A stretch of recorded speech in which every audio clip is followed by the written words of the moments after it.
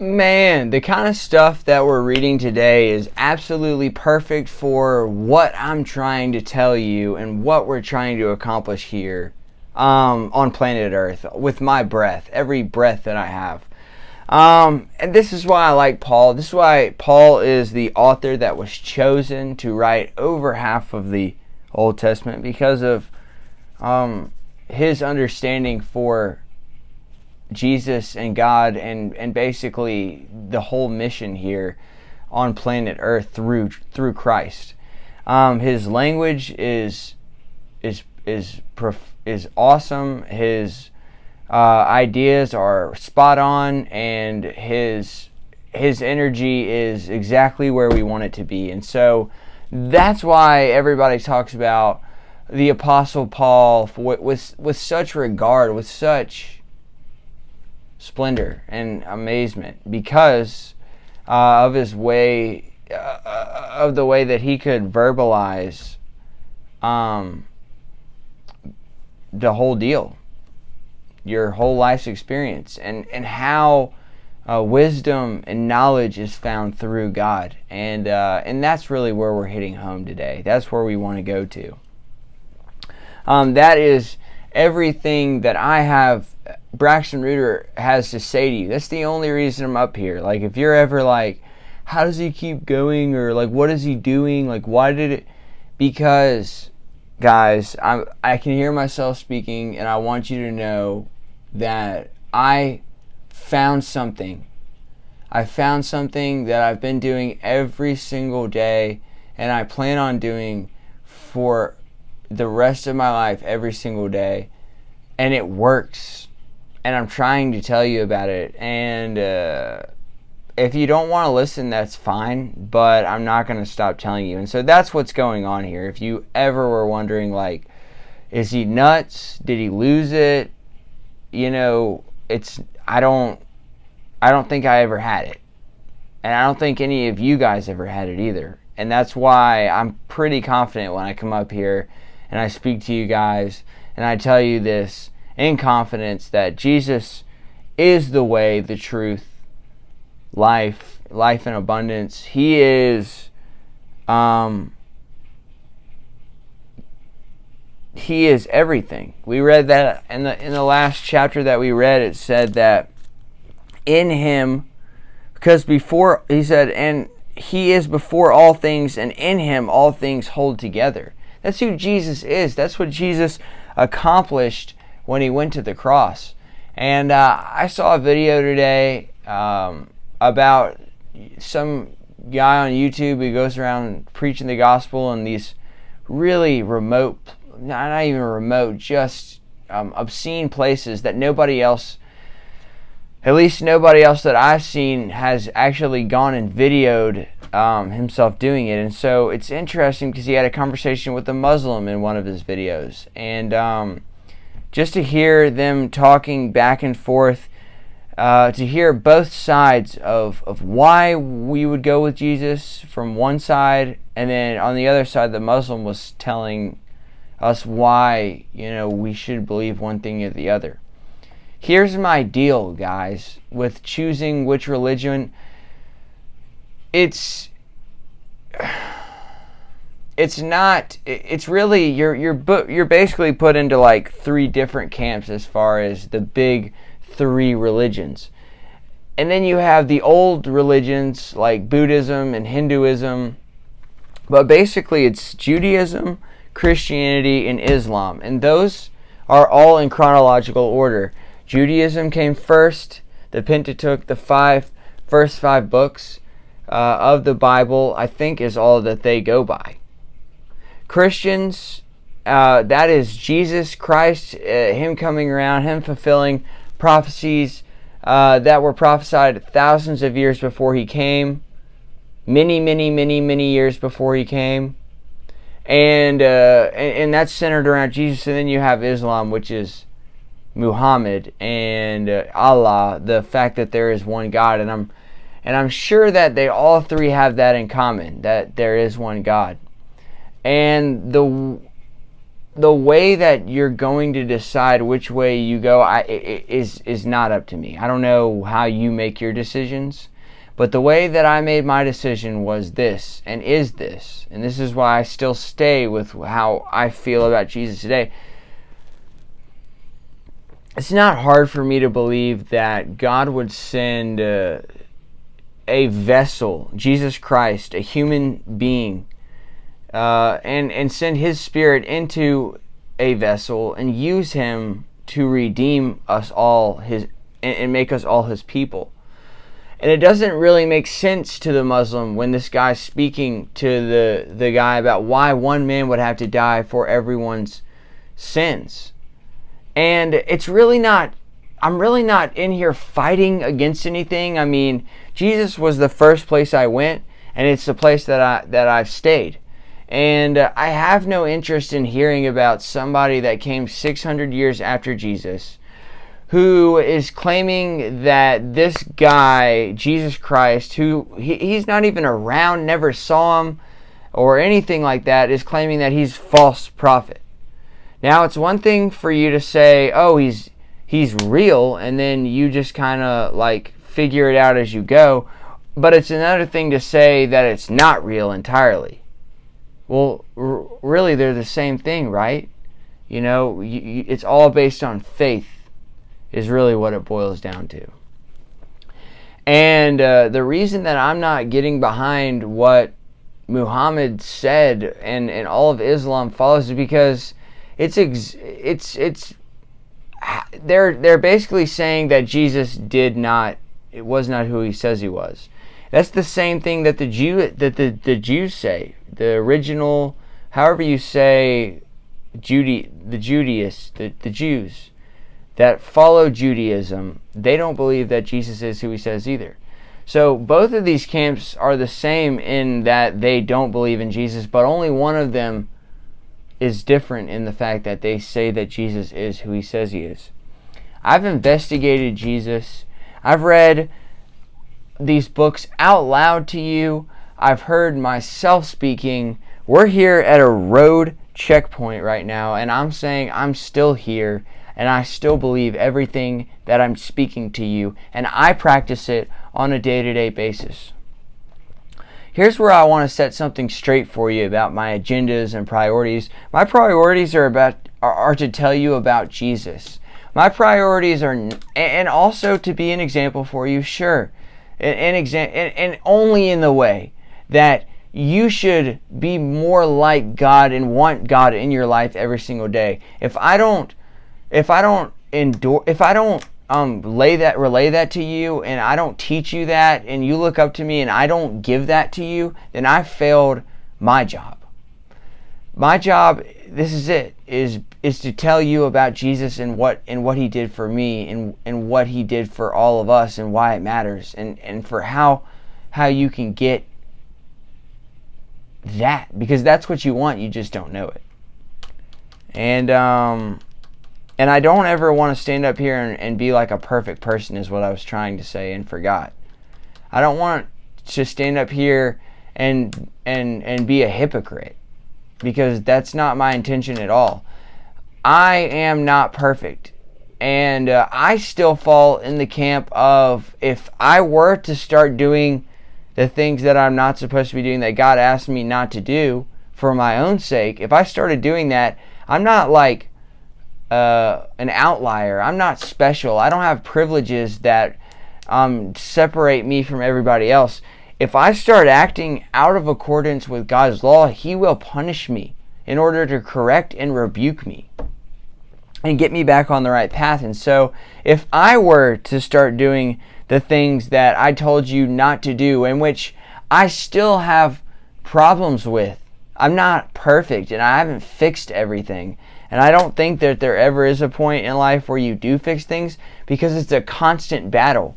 It's not like you're just floating here on a one-way street and you're just on a one-line timeline, infinite line. No, it has layers and dimensions to this place, and it's a consistent thing that we're going through. And so let me tell you what, once you beat one problem that you have, once you overcome one situation, it just brings light to the other things that aren't working. And you're constantly battling through that. And that never changes throughout your life. And all of this I've learned through reading this, paying attention, and applying it. I can promise you, I've talked to my grandparents about it, and they are 75 years old. And there is still strife that they deal with as far as family and internal and their friends and all of these issues that people have as people. And the only thing I'm trying to do for you up here, speaking to you guys directly, my peers, my friends, everybody on the Instagram page, the only thing that I'm trying to do for you is to tell you that there is a way that you can achieve peace and find purpose and clarity. And that's the only mission that I have here standing before you today. I'm not gaining followers and gaining money. I'm not getting any money out of this. I'm actually spending a lot of my time doing it. The only reason is, can you guess why? Because I love you. I don't know who you are, but I care about you.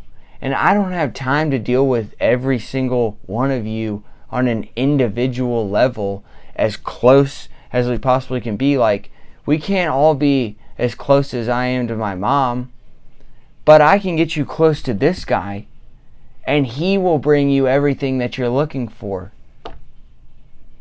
And you won't need me. So there's the problem and the solution. I'm just here to tell you about the good news. I'm also here to double down and say I've been doing it and it works. It's not about being perfect.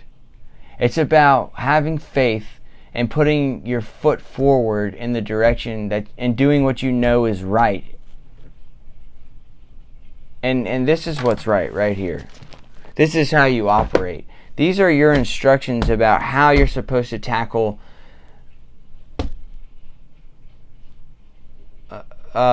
evil, how you're supposed to tackle sexual immorality, how you're supposed to handle adultery, how you're supposed to handle lust, how you're supposed to handle feuds and conflict.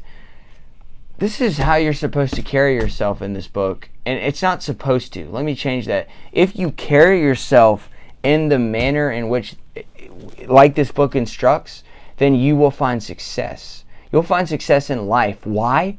Because the author of this book is the author of your life. And they go hand in hand. That's why it's like absurd for people to claim that the Bible is irrelevant and all this stuff. Those people have never read the Bible. Those people don't know what's in the Bible. And so I'm just here to clarify what exactly I'm doing here. What exactly I'm doing is I found this wealth of knowledge, and I'm reading it out loud to you guys to help you to realize, to maybe come to an understanding of that this will help you get to where you're going. It doesn't matter where you're going. This will help you get wherever you want to go. Because you'll have the person who designed you, you will have his instructions in the back of your head, fueling and motivating every decision you make. And if you read the instruction manual,